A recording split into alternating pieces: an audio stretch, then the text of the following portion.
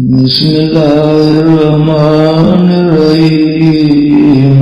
لا أقسم بيوم القيامة ولا أقسم بالنفس اللوامة أيحسب الإنسان أن لن نجمع عظامه بلى قادرين على أن نسوي بنانا بل يريد الإنسان ليفجر أمامه يسأل أيان يوم القيامة فإذا برق البصر وخسف القمر وجمع الشمس والقمر يقول الإنسان يومئذ أين المفر كلا لا وزر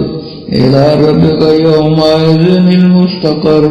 ينبأ الإنسان يومئذ بما قدم وأخر بل الإنسان على نفسه بصيرا وزيرة ولو ألقى معاذيرا لا تحرك به لسانك لتعجل به إن علينا جمعه وقرآنا فإذا قرأناه فاتبع قرآنا ثم إن علينا بيانا كلا بل تحبون العاجلات وتذرون الآخرة وجوه يومئذ ناظرات إلى ربها ناظرات ووجوه يومئذ باسرات تظن أن يفعل بها فاقرة كلا إذا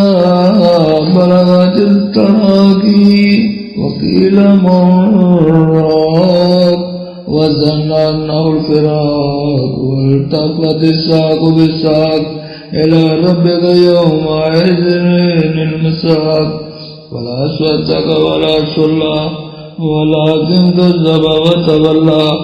ثم ذهب إلى أهله يتمتع أولى لك فأولى ثم أولى لك فأولى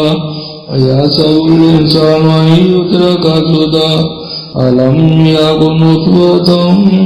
مني يمنى ثم كان علقة فخلق وسوى فجعل منه الزوجين الذكر والأنثى أليس ذلك بقادر على أن يحيي الموتى